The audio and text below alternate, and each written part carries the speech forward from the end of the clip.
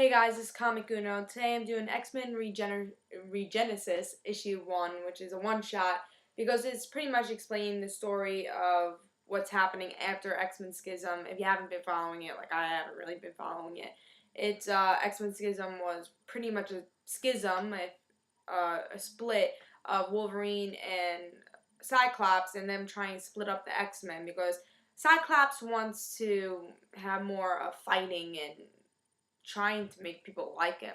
But with Wolverine, he says, you know what, these kids don't deserve this. They should be kids and they should be in a school, and I think that's the better place for them. So in this issue, we find out who's going to be on Wolverine's side and who's going to be on Cyclops' side. Alright, so let's talk about the cover. I really like the cover, concept-wise, because of the whole split thing, and you can't really just watch the cover to see who's on whose team, because Emma is not on Wolverine's team, even though it would seem like it.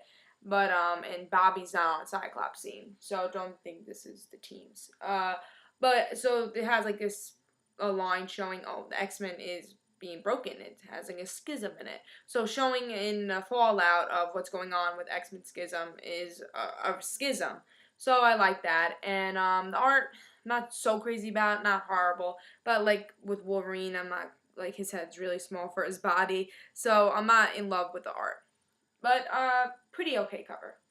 So let's talk about the story. Like I was saying, we're just choosing sides in this issue, and pretty much seeing why they picked it and how they picked who was going on each side. Like, surprising, like Colossus being on Cyclops' side and Kitty being on Wolverine's side. I mean, I knew Kitty was gonna be on Wolverine's side, but like, why? I was like, oh, what's gonna happen? Because I saw like the rousters on the covers for like the issue ones that they're on the internet. You see the covers of Uncanny issue 1, and you just see all the rosters of everybody, so you know who is going to be on each team, but why, and that's why you would pick up this issue. So like Kitty Pryde is on Wolverine's team, obviously, because they're good friends, Wolverine and Kitty, and because she likes teaching better. She likes having kids be kids. But with Colossus, he wants to be with Kitty, obviously, but he has to be with his sister, and he has too many inner demons to be around children. So he thinks he's better with Cyclops. So that's one thing I'm like, oh, oh, that's what happened. You know, you take a little step back. Oh, so that's what happened with them.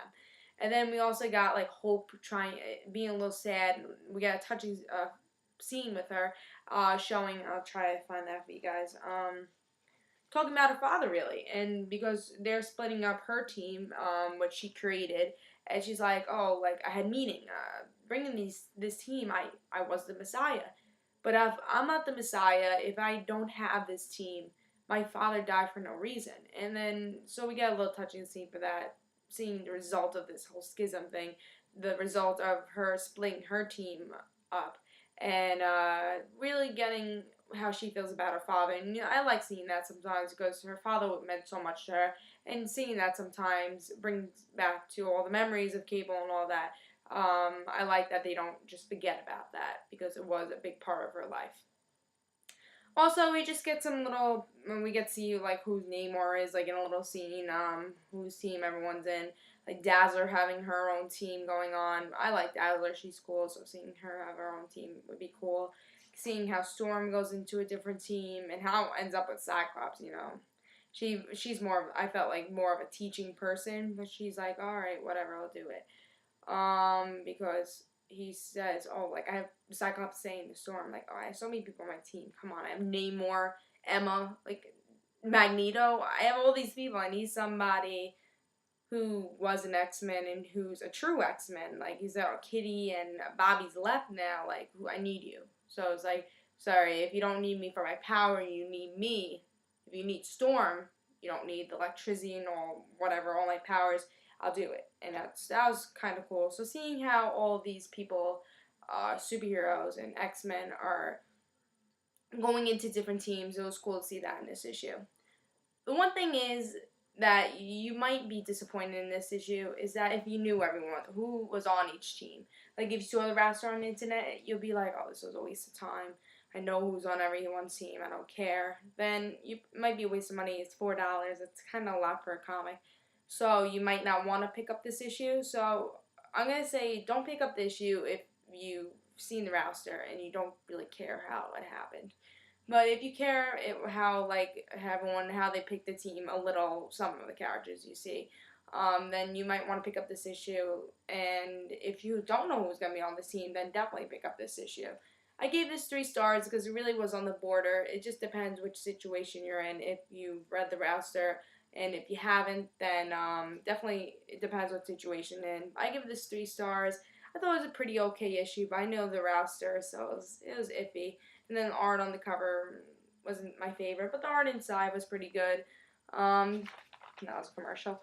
So the art inside I thought was pretty okay. Not the best of the X-Men I've ever seen, but pretty okay art. And I say again, depends how you feel about the issue, about it, the X-Men and all that. And then if you read Schism, it just depends what situation you are in with the X-Men, if you've known the roster and all that. So, I say it's your decision, pick it up or don't pick it up. And this was Comic Uno, and I hope you enjoyed. See ya.